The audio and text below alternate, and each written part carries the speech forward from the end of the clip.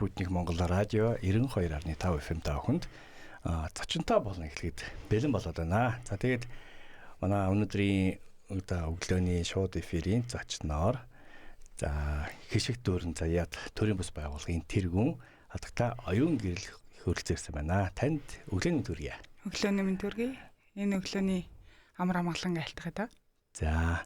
За манай сонсогчд болон үзэгчд бас манай зочныг бас зөндөө сүлээд харж байгаа бах, сонсож байгаа, бас сонирхож байгаа гэх тийм болохоор бид нар бас өнөөдөр баяр наадам тохиож байна. За гой амралтын өдрүүд тохиож байна. Тийм болохоор бас зочинтойгоо ярилцаж яг одоо сүлээд өөрхөн сонирхож байгаа тий ингээд монгол хүний заншил, монгол хүний одоо энэ сэтгүүн талаар бас ингээд ярилцгийг бас өнөөдөр эхлүүлэх юм аа. За тэгээд ямар ч байсан танд өглөөний төргий тэгээд цаг зав гаргаж манай нэвтрүүлэгт оролцож байгаадаа маш их баярлалаа. Ер нь одоо ингээд таны ингээд сонирхож байгаа сүлээд өөрийнхөө ингээд судалж байгаа энэ сэдвүүдийн талаар та нэг ихтэй нэг товчхон нэг тийм мэдээлэл өгөөч. Өнөөдөр бас ирсэндээ баяртай. Тэгээд хишиг дүүрэн заяат гэдэг төрөмс байгууллагыг ер нь Монгол гэр бүл их Монгол улс минь өөдөө байхын тухайд хувь хүн өөрөө бас гэр бүл өөрөө үнцэнтэй бас бие биенийгаа хүндэлдэг сайхан Монгол гэр бүлийг бий болохыг хичээж бас тэр одоо сайхан үүрэг хариуцлага дээрээс нь бас их мөрөөдөл бас ажил болохыг зорьсон. Тэгээ би өөрөө хүний нөөцийн менежер санхүүч мэрэгчлээ явцдаа бас одоо сэтгэл зүйчээр магистр хамгаалах гэж байна. Нэр нь өөрөө энэ хоббигоороо гэдэг юм одоо сонирхлоор Монгол хүний түүх болон энэ ёс заншил удам судаар ер нь Монгол хүний уламжлалын тухай судалмаар санагдаад тэгээд судалж байгаа. Тэгээд Монгол айл үлгэний болгоны одоо ижи аав бүгд бие биенээ хүндэлдэг ёс заншлынхаа дагуу Монгол сайхан айл байх тэр Монгол ондоошлоо мэдэрдэг олон гэр бүл байгаасаа гэж бодож энэ сайхан төрөмс байгууллага санаачилсан. Тэгээд үүнийхээ дагуу бас байгууллага хамт олон ер нь хүн хаана энэ тэнд бас монгол хүнийхээ аваг язгуур чанарын тухай ярихыг бас хичээгээд явж байна да. Харин одоо ингээд нэрийг ингээд гаргах хишиг дөөрн заяат гэдэг бас маш гоё нэртэй юм төрийн бас байгуулга байна. За мэдээж одоо бид нар одоо сүүлийн үеэс ингээд байгаа шүү дээ.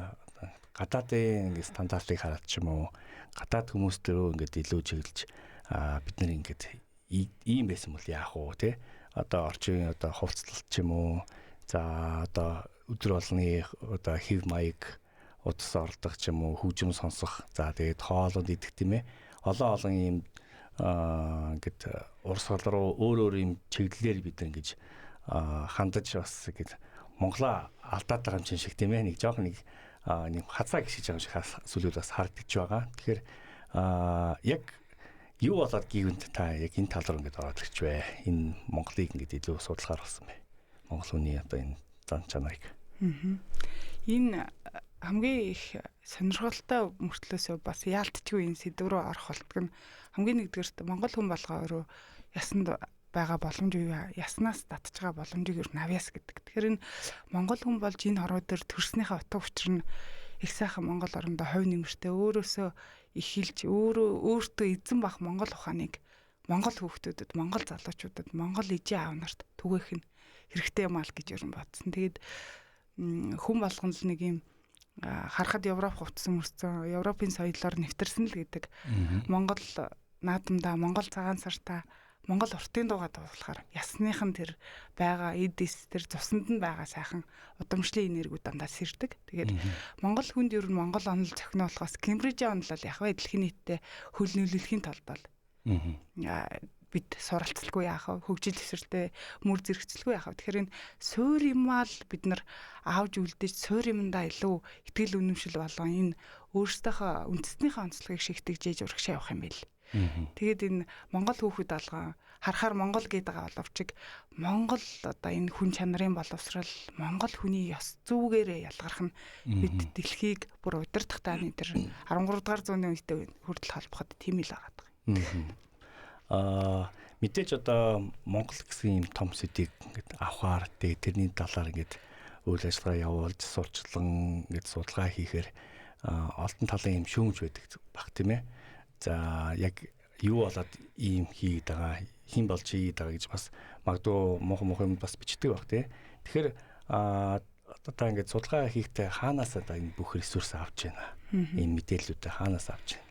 Ер нь энэ Монгол ухаан буюу энэ Монгол онолыг судалсан олон сайхан хүмүүс одоо Монгол улсад зөндөө байж байна. Тэрэн дотор Монгол бүхийн дээд зөвлөгээд энэ Монгол уламжлалын тухай судалгааны одоо манай сайхан доктор багш Долгор гээд багш манай чинь тэгээд тэр судалгааны хүрээлэн дээр бол олон талаас нь энэ асуудлуудыг маш нэгт 10 гаруй жилийн одоо судалгаан дээр үндэслэж байгаа. Би бол тэр хэдийнхаа одоо өчүүхэн миний зүгээр энэ биеийнхаа потенциал энэ толгойнхаа зүгээр яг өчүүхээ нэг тэр хэдийнхаа нэг өөртөө шингээс хэлбэрээр л одоо таниулах явж байгаа юм. Тэгээд яг Монгол эмэгтэй хүн дамаандаа нэг юм гоё үгийн зөвтэй, амны зөвтэй тий учирсан тааралцсан хүмүүсээ гоё хамгийн сайхан үгээр өрөөчдөг, худлаа биш нөгөө нүдэнд юу тусч जैन тэр зүйл сэтгэлд боддог.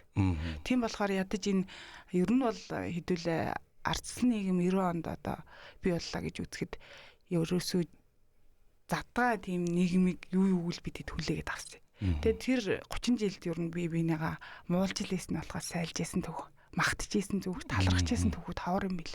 Тэгэхээр энэ цагийн иргэшээлээр ер нь Монгол уламжлал ухааныг судлаад ирэхээр энэ амны зөвтэй байх, үгийн сайхныг хийлэх, дээрээс нь энэ бие биенийгаа өрөөдөг энэ төр хүний эрчим хүч болон энэ шинжлэх ухаанаар бол энэ баг тархины өгөгдөл тэжээлүүдийг сайхан зүйлээр тэжээдэг гэсэн юм бил. Сэтгэл зүйн онолоосоо ч гэсэн тий. Тийм болохоор энэ Монгол онол болон энэ Монгол ухааны хамгийн сайхан зүйлүүдийг энэ Монголынхаа сайхан төм олондоо түгээх нь бас жоохон ч гэсэн миний хувь нэмэр юм л гэж бодоод байгаа шүү дээ тий. За тэгээд одоо ингээд нас насны бас хүмүүстэй та ингэж бас судалжлаа баг тийм ээ. Хөөхтүүд, өсвөр насны одоо залуучууд байна. За тэгээд ингээл дунд насныхан ахмадууд байна ингээд одоо ингээд онцлогоор одоо илүү магадгүй ахмад настангууд нь илүү монголоор явж байгаа. Яг таны хувьд одоо ийм онцлогууд нь яг юу вэ? Яаж харж байна? Би тэд яг үнэндээ би ч ялгаагүй дээрэс нь миний ижаав ч гэсэндээ яс уламжлаа мэдээд байдаг юм шиг боловч би тэд яг үнэндээ бүх язгуур юмудаа мартцсан. Таниулж мэдүүлээг учраас бас юу нэг юм учир дутагдaltaй л яваад байгаа юм байлээ. Тэгэхээр энэ нөгөө монгол хүн мэнднээс ахуулаад зөв болох хэрэгтэй. Дээр нь бие биенийгаа ингэж нэг эвтэй ахтай хүчтэй гэдэг үгийг хэрэглээд идэг мөртлөөс энэ хүний өгүүлсэн сайхан бүтвэл миний үлсвэт нь бүгдөө хиймэртэй, бүгдөө амны зөвтэй, бүгдөө ажил үйлсэн дээшээ хийжэж их Монгол нутаг минь дээшээ олно гэдэг нөгөө суур юм урайлан дуудах, нөгөө таниулахта гэгэн сайхан мөртлөөс зөв зүйлийн төлөө урайлан дуудах тэр нөгөө Монгол сэтгэхүйг одоо хиймэр оруулах гэдэг юм. Биар суулгах тийм зүйлүүд дээр илүү сэтгэл зүйн гимнастик гэж ярих юм да. Тийм зүйлүүдээр анхаармаар санагдсан. Тэгээ яг сургалт тэгээл явж байхад одоо нэг энэ онд бол эрчимтэй нэлээ бас байгууллага хамт олон хүмүүстэй харилцаж байна. Тэгээд хөө хүндтэй ч гэсэндээ Монгол сэтгэл зүйн талаар би ер нь жоохон Монгол дотортой тийм сэтгэл зүйч болж байгаа юм болов уу гэж өөрийгөө жоохон хардаг. Тэгээд яг энэ бас миний ондаашилах, Монгол хүний ондаашилах. Тэгээд энэ насны хүмүүстэй болохоор харьцаад яг үндэ нэг юм зосонд нь ясанд нь байгаа чанар байдаг болохоор энэ сайхан зүйлийг ярихад нүдэн сэргээд тэгэд энэ залуу үеийнхэн бол авах нь маш хурдан. Нөгөө янз бүрийн зүйлд юу гэдэг те одоо манжийн дараллын үеийн нарийн нандин юм тийм байсан одоо те 70-ыг тэгж сэтэл зөгтгүй тэргээж мэдгүй юм чинь яг ийм шүүгээ хэлэхэд маш гой хүлээж авдаг. Яасан гэхээр нөгөө сэрэх юм уу эрэг зүйлүүд маш их өндөр харагддаг. Надаас ах ихч буюу жоохон настай хүмүүс тэрхэр тэгдэггүй ингээд жоохон маргаа өшдөг. Тэгдэгүүлээсэн шүү дээ гэдэг. Тэгээд тэр хэдийн маань үзэж туулж ирсэн жаншлууд бол ер нь монголчуудын явж ирсэн түүхэл байгаа шүү дээ. Тэгэхээр тэрийг үгүйсэхгүйгээр яг уг чанарт нь ямар гоё уламжлал байсан бэ гэдгийг сонирхолтой мөртлөөсөө соён гэрүүлэх замаар таниулахыг л оролдож явам да. Одоо тэгээд яг ямар одоо арга барилаар тэгээд ямар арга хэмжээнүүд зохион байгуулдаг вэ? Одоо мэдээж за өөртөө судалгаанууд бол хийх юм бол ойлгомжтой. Харин хүнд одоо яг энэ бүх зүйлийг одоо таниулахын тулд яг юу хийдэг вэ? Юу хийх хэрэгтэй вэ? Тий. Одоо яг хишиг дүүрэн заяат гэдэг төрөмс байгууллагынхаа нэршлээс л ихэд одоо их чинь юу хийж лээ л да. Монгол хүн дүүрэн заяатай байх хэрэгтэй юм. Тэгэд ер нь энэ хорвоо дээр амьтай голтой болгон заяатай байдаг гинэ. Тэнд одоо байгаа алдсж байсан, тэнд байгаа ялаа, эсвэл тэнд байгаа заанч байсан ямар нэгэн заяа төрлийг олсон байдаг.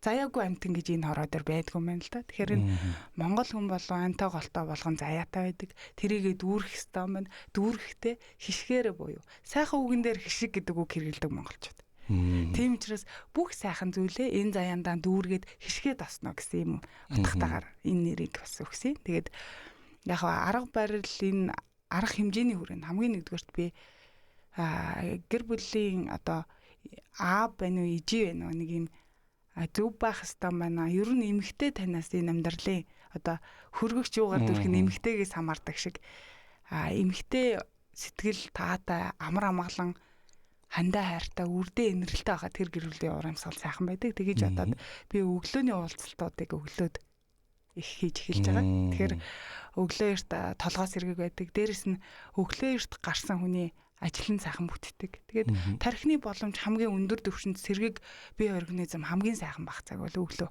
Тий. Тэгээ өглөөний уулзалтуудыг хийж энэ дээр нь ерөнхий боловсролын сургуулийн хүүхдүүд болон оюутнуудад бас хүн байхын учир болон монгол хүний үндэсний сэдвээр энэ нэг агуу сэдв учраас хүүхдүүдэд сайхан тохируулад тэгээ саяхан би бас цэргийн анги дээр өргөдөж очиж ярьцсан. Тэгээд энэ нөгөө нийгэмд чинь нэг юм цэргийн одоо юу гэдэг те тэр цэрэг их оронч үзлийг төлөвшүүлэх, их орондоо хайртай байх. Яагаад бид их орондоо хайртай байх хэвтэй?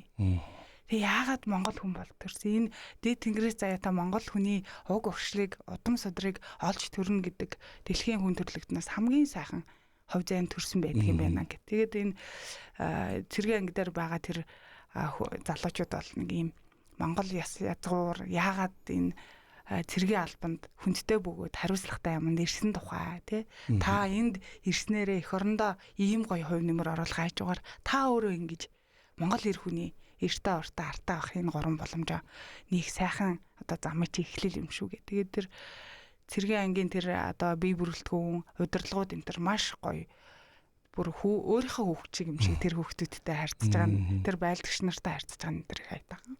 Тэгээд аль салбарт л одоо настай ахмадуудтай энэ төр уулзаж үзсэн шүү дээ. Тэгэнгүүт ямар гоё юм бэ? Нэр нь хүүхэд ахад хөгшчүүл ингэдэг байсан шүү. Тэгээл нөгөө гүнзэлээ гатгахтаа хүртэл хөрс дэлхийгээ хайрладаг. Монгол хөтлийн хоншоор итэн байгаа нь хөрсөн бас хайрлаад тэгж байгаа гэд ингээд хормоогоо дэвсээд уул усандаа мөрөгдөг хүртэл маш их учиртай. Тэгэхээр энэ Монгол ондоошил гэдэг зүйлээ дэлхийн нийтэд энэ даяаршилын үед хамт зэрэгцүүлж авч явах юм бол бидэд Монгол супер залуучууд, Монгол супер хөгшүүд эмээ өвнөр болоход бас нэг их холгүй шүү дээ тий. Одоо ялчгүй ингээд бас анзаардахаар дэлхийд даяараас Монгол гэсэн одоо ийм нэр Монгол гэсэн ийм гоё тийм улс гэдэг хүмүүст маш их сонирхож байна тийм ээ. Дэлхийд даяар сонирхож байна. За наадхан ахуулаад одоо физикл шигэж олон улсын тийм гоё тэмцээний дараа ингээд Монголд ямар их хүмүүст ирж одоо Монгол гэсэн судалж байна тийм ээ. Тэгэхээр одоо миний асуух гэдэг юм мэдээж одоо Монгол хүн дотроо ингээд зөндөө янз бүрийн хүмүүст байгаа. Тэгээд та одоос энэ ажлаа хийхин тулд судалгаа маш их хийж байгаа. Тэр судалгаан дээр яг одоо байгаа энэ залуучдыг анзаарч байгаа тийм ээ. Залуучууд, монголчууд яг юу хийж ийн, яаж хийж ийн, хин яаж хурдан хүлээж авч ийн, хин эсвэл эсэргүүцэж ийн, яагаад эсэргүүцэж ийн, яагаад олж байна ингээд. Би таны өмнөх нэг подкаст чинь үзсэн. Тэгээд одоо хүний нөөц мэрэгчлээ гэж хэлсэн тийм ээ. Тэгэхээр яг одоо таны энэ мэрэгчил чинь танд хамгийн их бас тус болдог баха гэж бас бодож байна. Тэглэхгүй яа. Тэгэхээр одоо ингээд яг хүний нөөцөөр ажиллахдаа та юу анзаарч байсан? Тэгээд одоо байгаа энэ ажилдаа яаж тэр талуудаас хэрэгжүүлж чадчихна? Хүний нөөц гэдэг бол яг цэвэр нөгөө хүний сэтгэл зүй болон харилцаатай л холбоотой асуудал. Тэгээд энэ хүний нөөц буюу HR-ийн мэрэгжил эзэмшиндээ биш. Бас их баяртай байдаг. Тэгээд энэ хүн удирдах ухааныг эзэмшнэ гэдэг ер нь явж өөрийгөө удирдахыг л хэлээд байгаа юм. Тийм тэгээд энэ байгууллага дээр хүний болно. Энэ олон мянган HR-ууд өндөр түвшнийгч байна, дөнгөж суралцагч нар ч байна. Тэгэхээр энэ бүх зүйл дээр энэ байгууллагын нүүр царай ерөнхийдөө ямар хүнээр бүрдүүлэх үү гэдэг хүний нөөцтэй холбоотой. Тэгээд энэ хүний нөөцөөгөө суур юмн дээр Монгол ухаанаа өөрийнхөө нөгөө итгэл үнэмшил болон нөгөө хобби энэ танин мэдэх хүсэл эрмэлзлээрээ таньж ойлгоо ингээ явж байгаа. Дээрээс нь сэтгэл зүйчээр соронгууд их айтаахан коллекц буюу ийм зүйл гарч ирээд байгаа юм. Тэгээд ихчийнх нь нэг өөртөө боддог нэг зарчимтай сүүлийн жилүүдэд болж байгаа. Тэр нь юу вэ гэхээр өөрийгөө тань сэтгэл зүгээ болон энэ хүн чанарын боловсрал дээр нь хүнтэй харилцах энэ хүний нөөц болон энэ менежментийн ухааныг айгүйх ойлгох хэрэгтэй юм. Тэгээд нөгөө өөрийнхөө учрыг олоогүй иж өрөөл устдад юм хэлнэ гэдэг бас хэцүү.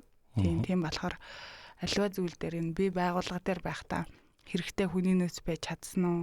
Хэрвээ чадахгүй байгаа бол юун дээр хүчин мөхсдөж जैन юу аль талаа хөгжүүлэх вэ гэдэг. Тэгээд энэ ямар ч байгууллага дээр өрн энэ хүнтэй ажиллана гэдэг хамгийн асуудалтай ажил тий. Тэгээд өнгөнгийн ааштай төрөл төрлийн одоо замыг туулсан янз янзын одоо удамтай гэдэг юм уу тий. Янз янзын орчинд өссөн хүмүүжлэлтэй тийм хүмүүстэй таарна. Тэгээд тэр болгонд нэг юм яг үнэндээ туушрахгүйгээр цөмийг олж тий бүх хүмүүсийг сайхан бүтээмжтэй сэтгэл хангалуун байлгах тэр яг ертөнцийг хариуцдаг юм бол хүний нөөц. Тэгээ энэ мэрэгжил маань нэлээд гоё суур яг тийм хундам нь болж өгсөн. Одоо ингээд яаж одоо ингээд олон хүнийг ингээд хооронд нь нийлүүлэх үү? Нэг одоо зам руу оруулах уу? Тийм нэг урсгал руу одоо ингээд оруулах уу? Тэгэхээр танд яг юу ингээд танд тусалж байна яг тэр үед нь. Одоо ингээд хүний нөөцөөр ажиллахдаа. Тий. Ер нь эмх замбраагүй байдлыг өөртөө бий болгохгүй байх хэрэгтэй. Хамгийн нэгдүгээр. Тий. Өөрийнхөө сэтгэл зүй болон байгаа байдал эмх замбраагүй болоод ирэхээр юу байгууллага дээр одоо олон хүнийг сайхан харилцаанд нэгтгэж бүтээмж гаргуулах таны болно.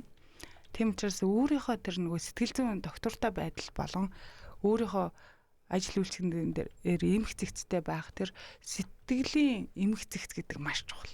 Тэгээ өөрөө төвлөрсөн яг энэ зүйл рүү зориндоо гэд алсын хараагаа харсан байхад хүмүүсийг тухайн зүйлд урайлан дуудаж ирч хүчтэй байх нөгөө урайлан дуудагч нь байхаасаа гадна нөгөө ив нэгдлийг сахиулагч нь байхад маш их тустай. Тэгээд амны зүрхтэй агаал өөрөө нэг сайхан юм ачаад яг амьдрал дээр одоо бус хүмүүсийг харгалдуулдаг, хоогоотдаг ч юм уу тийм байх юм бол яг үндэ мэрэгжлийн хувьд гэсэн яс зүүн маш тийм зөрчил дээрээс нь байгууллага зүгээр үннийг хэлээл өгнө бүтээмж гарахгүй тий. Тийх бах тийм ээ.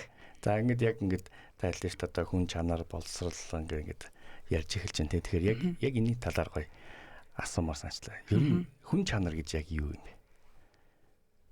Хүн чанар гэдэг яг үнэндээ хамгийн нэгдүгээрт өөрийгөө харьлах зүйл.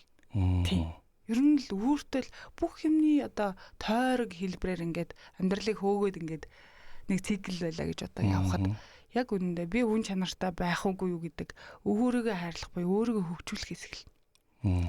Тэгээ өөрийгөө хайрлах, өөрийгөө эд эрхтнээ болон өөрийнхөө байгаа хувь заяндаа талархаад ингээд өөртөө сэтгэл хангалуун байгаа хүн бусдыг хайрлах нөгөө хүн чанар буюу өрөөл бусдад дэмтэй байх гэдэг сэтгэл зүй гарч ирнэ. Энэ хоёрдугаар гэх юм бол нөгөө удам судар буюу энэ 33%, 55% ингээл 22% гэдэг яригдах юм бол тэндээс татаж авсан сайхан чанарууд ч гэсэн өвлөгддөг. Ер нь ижи талаас хүн чанар илүү өвлөгддөг, нахс талаас гэж би бол хардаг.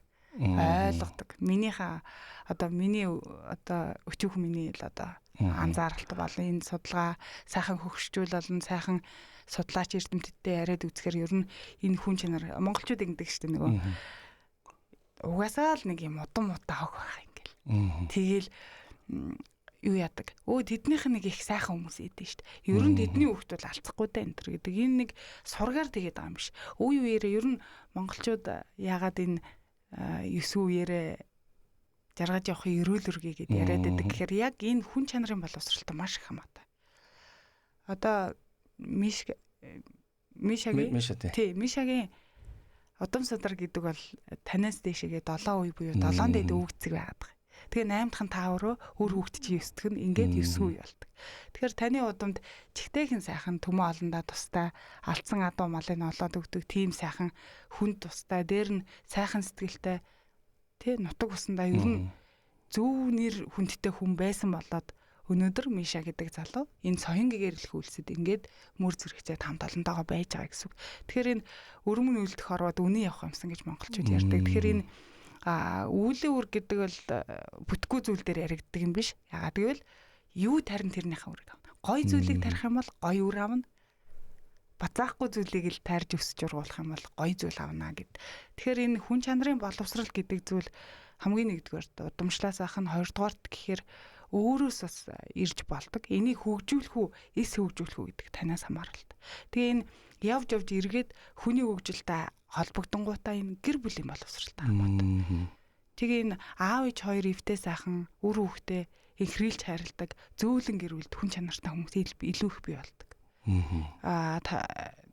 500-аад хүнээс авсан судалгааныг оюутны магистрийн ажил дээр оюутан танилцуулж яхад хажуугаас нь сонсоо сууж яла. Нэр нь тийм шүү дээ. Монгол орнд 500 гэр бүлээс судалгаа авахад хэрэгтэй хүүхэд орж байгаа эсвэл амжилт гаргаж байгаа хүмүүс яг гэр бүлийнх нь уур амьсгалаас маш их шалтгаалт юм бэл.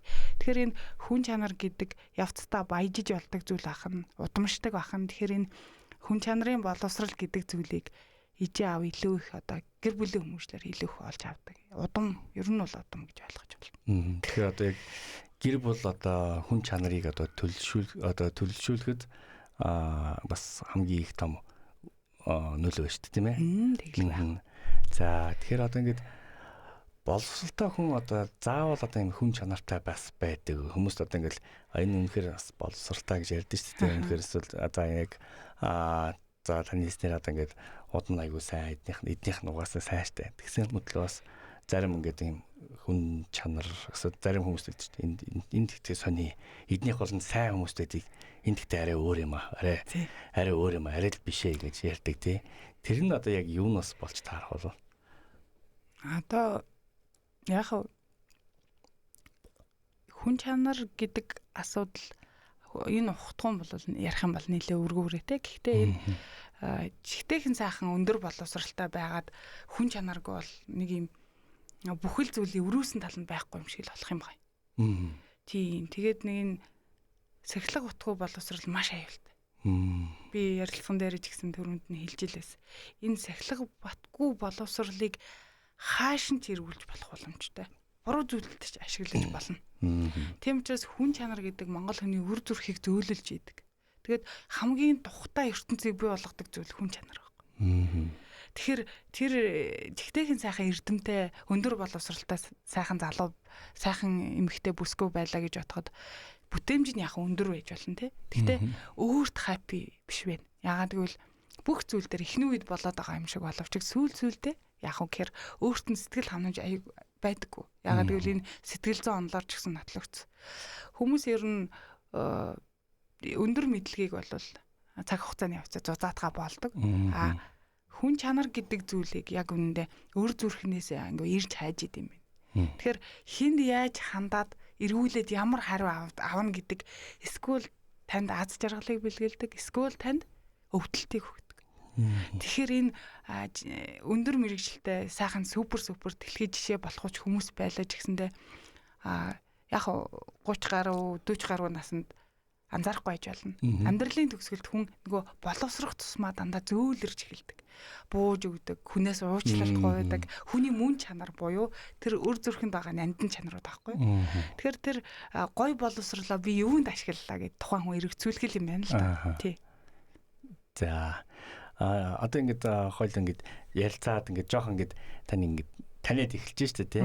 Тэгсэн чинь надад бас юм шууд асуулт орж ирлээ л да. За та одоо ингээд за хүн чанар за ингээд боловсрал одоо Монгол гэсэн ийм том бас эдийг ингээд дотроо ингэж ухаж байна, хүмүүс таниулж байна. Та өөрөө гэхээр хүүхд байхдаа ямар хүн байсан бэ? Гэвч надад ингээд яагаад одоо ийм замаар ингээд орж ингээд судлахаар болсон бэ? Тэрнээс өмнө одоо хүүхэд нас яг ямар хөө байсан бэ? Магадгүй одоо илүү зураач болох ч юм уу эсвэл тийм инженерч болох ч юм уу тий бус өөр юм мэргэжлүүдийг сонгож байсан бах бодж байсан бах. Тэгэхээр хүүхэд талаас одоо яг ямар хуулаа хүүхэд байсан бэ? Маш гоё асуулт байна.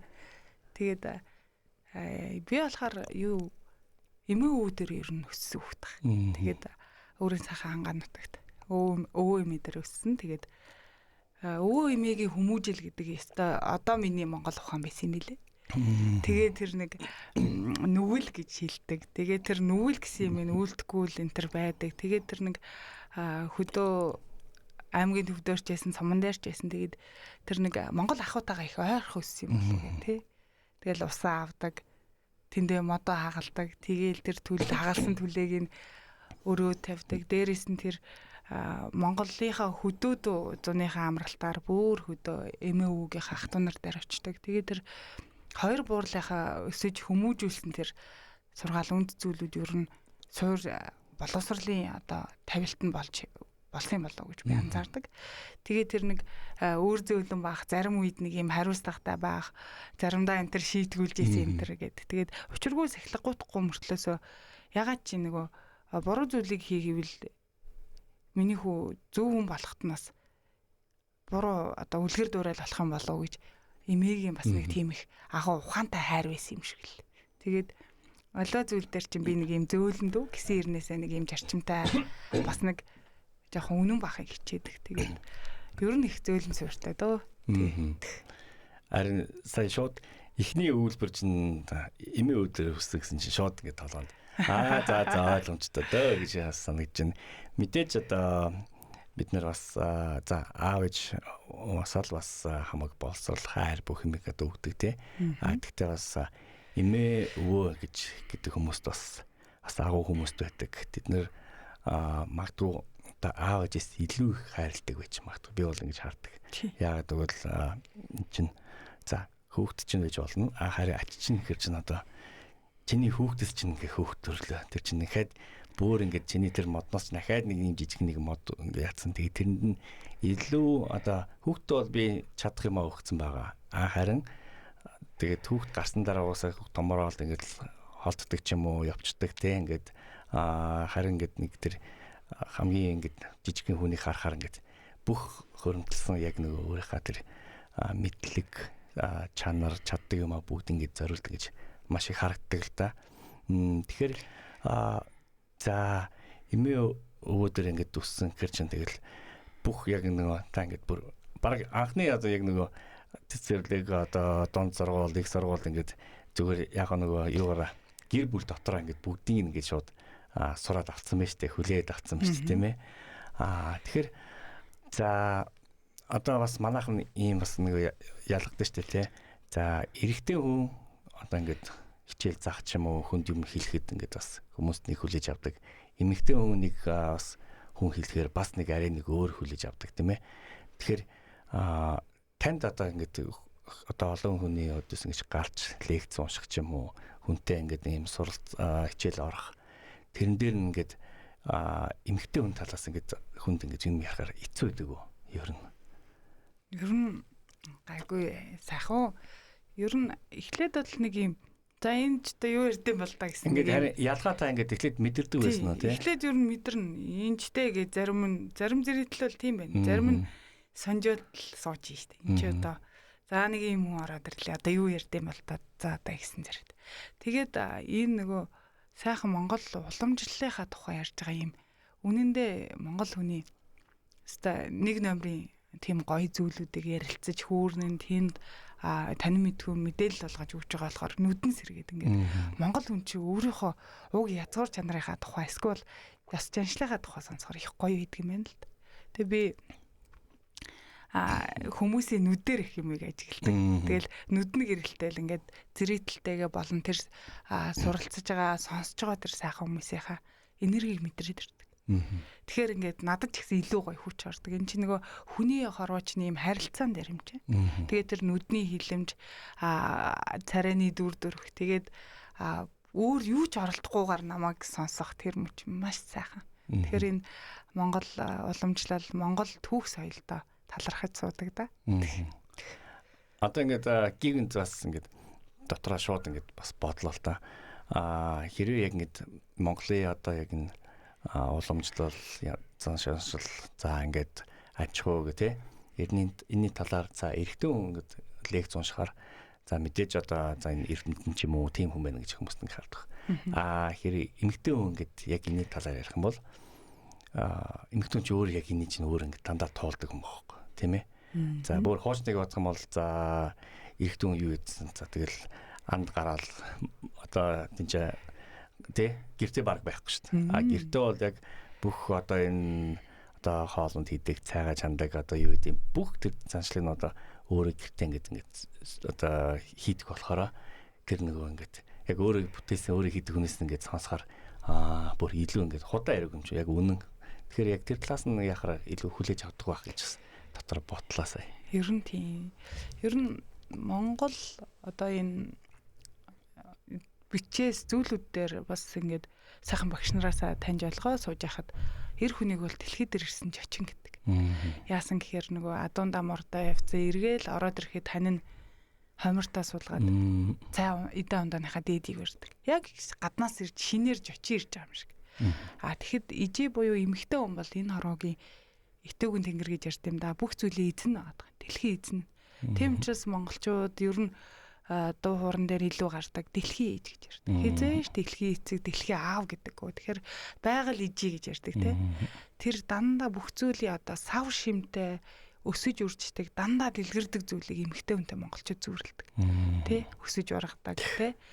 Тэгэхээр энэ сайхан одоо энэ байгаль дэлхий энэ сав шимдэр дэлхий дээр ирсэн ч очин буюу тэр эр хүн бол бүх гадны зүйлийг одоо имхэлж алсын хараатай байдаг бахан л дээ. Монгол ухаан дээр. Тэгэхээр энэ эр хүнээ тэр хиймэртэй хомир зүгтээ суулгаад эмхтэй цай ундааныхаа дээжийг таам нь амарлаа морилж явна. Та сайн явж ирсэн үг юм хэлдэг. Тэгэхээр энэ зүгээр нэг аав хомир цугаад ээж нь цай ундааныхаа дээжийг өгөөд ингээд ямар утгатай юм бол ямар сони ингэж хүмүүс хай нэг боддог биш магадгүй. Энэ яасан гэхээр бүх зүйлийнхаа учир шалтгаан язгуур чанаруудаа бид нар мэддэг учраас ингээл хүндлээд явсан. Тэрнийхээ ярээр хүндлүүлсэн эр хүнээс л амжилт гардаг. Тийм. Тэгээ хань нь өргөж дэмж мэдгүй хүндэлж мэдгүй айлд өөртөө итгэх итгэл байдаг. Тийм учраас жигтэйхэн хайрлуулад хүндлүүлсэн эр хүн илүү бярсан тий. Одоо тэгээд нэр миний хань намайг тэгсэн. Миний хөөрхөн үрс намайг. Би гэр бүлдээ бол баатар юм аа. Тэр хүн алдаж хэсхийг бодохгүй хоёрдугаар гэх юм бол бүх зүйлдээ чамбаа байна. Эзэн нь байхыг хичээн тий. Тэгээд тийм гоё хиймэртэй эр хүнээс сайхан үйлдэлүүд гарч ирнэ. Тэгээд эр хүн хиймэртэй байна гэдэг тэр айл эмэгтэй хүн ч гэсэн хиймэртэй байж эхэлнэ. Тэгэхээр энэ айл гэрийн холбоосууд бие биенийгаа хүндлэх энүүхэндээ ихэд бид нар чинь нэг юм өрөөсгөл зантай манд ч гэсэн л байдаг байсан. Одоо арай алхамаар өөрийгөө засаж сайжруулаад их чинь явж байна. Тэгэхээр нөгөө өрөөлийн хүмүүст их нөгөө сайхан харагдгаал гоё хувцас өмсөл яг үнэндээ өвдөөд хэвтгэхийн цагт ядар зүдрээд нэг ч төрөггүй болохын цагт чиний хажууд хэн үлдэх вэ? Тэр хүмүүсийг илүү хайрлаж явах хэрэгтэй юм бэл. Тийм тэгээд гэргийдээ үгийн сайхныг хэлждэг. Тэгээд нөгөө үзэсгэлэнт гэргийдээ гоё үг хэлээд их торцсон эмэгтэй чи их гоё ургаад цэцгэлдэг. Тэгээд сайхан ханаа дагуулад явах, сайхан ханыхаа амжилтаар бахарах хоёулаа хамтдаа бадардаг. Тэгээд гоё ижээ аваас амжилт дүүрэн Монгол сайхан хүүхэд бий болно доо. Тэгэхээр энэ гэр бүлийн боловсрал гэдэг яг үүндээ хувь хүнд чи хинбэ гэдгийг илүү их анзааруулж бас хөгжүүлэхэд маш их тустай. Одоо тэгэхээр ингээд залуу гэр бүл илүү бас яг одоо таны энэ хичээлүүд бас маш хэрэгтэй юм байна шүү дээ. Тэгэхээр залуу гэр бүл одоо бий болоход за хоорондоо одоо ингээд ойлголцоход яг юу хэрэгтэй бол та одоо ингээд ер нь ингээд нийт лекц ихтүүлэхдээ хүмүүстийг шууд анхаарлын татахын тулд яг магадгүй нэг эхний нэг 3 үг ч юм уу өгүүлбэр ч юм уу тийм байдаг байх. Ер нь лекц яаж эхлүүлдэг хэцүү шүү дээ тий. Орж ирэл нэг том лекц нэг том одоо тахилгаа орж ирэхэд нэг за 30 байна уу 100 байна уу олон хүн байгаа олон яг нэг таны хэлдэг шиг янз бүрийн чанартай хүмүүстэйгээ янз бүрийн одоо үзэл бодолтой хүмүүстэйгээ тэгээд энэ хүмүүстийг бүгднийг эхний орж ирсэн хитгэн үгээр ингээд бас барих хэрэгтэй гэж бодож байна. Тэгээд тэрнийхээ та яг юу эхлээд яаж эхэлдэг вэ? Яаж хүний анхаарлыг татдаг вэ? Ер нь Монгол хүн гэж хэм бэ? Та хаанаас өвссөн гэж өөрийгөө боддог вэ гэж би асуудаг. Жишээ нь одоо та гэхэд хаанаас үүссэн бэ? Ямар язгууртай вэ гэж танаас асуухаар таны бодолд нэг бодол төрөндөө жишээ нь одоо юу гэдэг нь би ер нь эмээ өвгөөсөө л гэдэг юм эсвэл би гэл ингээл янз янзын хариултууд хэлнэ. Тэгээ тэрэн дээр яг зүгээр мотивац өгж яг төвлөрүүлэх нэг юм бол яг Монгол улсын түүх, Монгол хүний түүх юу гэж хэлдэг вэ гэдэг асуултаар хэлдэг тий. Тэгэхээр одоо яг та ингэ асуух нэг хүмүүст бүгдээр ингэ бодож байхад нь яг нэг ингэ анхаарал нэг яг ингэ төвлөрж эхэлж байхад нь ахад дараагийн шууд үгнүүдээ хэлгээд бол тийштэй ингэ тэгдэм байх тийм ээ. За баярлалаа. Гэхдээ бас нэр айгүй гоё арга байна. Тэ одоо ингэ таны хувьд ингэ олон бас өдрүүд ингэ явж байгаа, судалж байгаа ингэ магадгүй хаа ингэ шантрах үе бас байдаг баг. Тэгээд шантрахгүй тулд юу хөдөлж байна тань? Шантрахгүй тулд хамгийн ерөөсөө л үнэндээ би ч нэг юм гэгийн дүүхэн баггүй юу. Миний нэг стил имиж гэдэг юм уу. Ер нь ерөөл талархлаараа өөрийгөө хөглөдөг. Тий. Өглөөсаад энэ сайхан биеийг бий болгосон ижээ авдаа. Намайг ийм гоё хувь заяанд амар амгалан амьдруулж байгаа их Монгол улстай нарандаа сарандаа байгаалда. Энэ хорвоод байгаа төмөн олондоо талархаж эхэлдэг.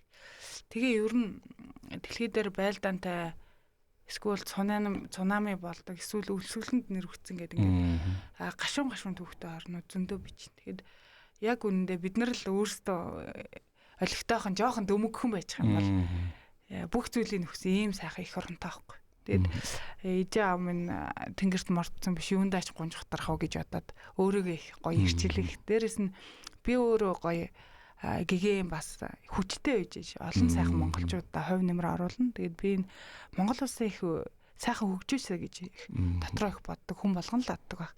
Тэрэнд би заавал нэг юм төрийн ордонд орж улс төрж болж их орноо хөгжүүлнэ гэхээсээ болтаар хувь хүн болгоо өөртөө хичээчих юм бэл. Тэгэж бодоод өөртөө за оюун гэрэл минь чамд энэ олон сайхан хүмүүсийг соён гээгэрүүлэх энэ Монгол хүний Монгол ёс заншлаа жоохон ч ихсэн өөрийнхөө таньж мэднэснээр нэг хүн ч ихсэн эерэг болоод нэг нь сэтгэл нь сайхан засраад хэмэр нөөдөө аман зөвхтэй тантайгаа ер нь нэг хоёр гэр бүлийг марахгүй болох гэл миний бас нэг ажлын үрдөө юм уу гэж би хардсан шүү дээ тий. За маш их баярлалаа. Ер нь л нэг шоуд эфир ингээд өндөрлөх төхөж байна. Сүүлийн минь төлцсөн байна. Тэгээд ямар ч байсан та цаг зав гаргасанд маш их баярлалаа. Богино хугацаанд би бас зөндөө их юм ойлголоо. Дотроо ингээд бодоод сууж байна. Тэгээд манай сонсогч үзэгчд бас ингээд сонсоод ойлгож байгаа хэрэг ингээд амжааг бол тэгээд бид нар ингээд давталтаар бас гардаг байгаа. За тэгээд өнөөдрийн өглөөний мандах наран шоуд эфирээр зочны булангаар хишиг дүүрэн заяат төрийн бас байгууллагын тэргүүн хатагта оюун гэрэлд хөрөлцүүлсэн байна. Тэгээд танд маш их баярлалаа. За тэгээд наадам төхөж байна. Тэгээд танд бас баярын өдрүүдээр бас сайхан наадаараа гэж хэлмээр байна. Тэгээд үнэхээр гоё өдөр, гоё өглөө байна. Одоо ингээд өнөөдөр аягүй гоё тийм ирч дөөр ингээд өдрийг бас өнгөрүүлэх нь бас тодорхой болж байна. За тэгээд манай сонсогч гэсэн бас айгүй азтай байна. Өнөөдөр тэгээд таныг өөрсөнд маш их баяртай байна. Тэгээд дараагийн бас нэвтрүүлгээр урмаар санагчлаа. Та тэгээд боломжоор оролцоорой гэж бас хүсэж байна. За баярлалаа. Тэгээд дараагийн тэгээд дуусгацгаа. Тэгэхээр дуусгая. Түр баярлалаа.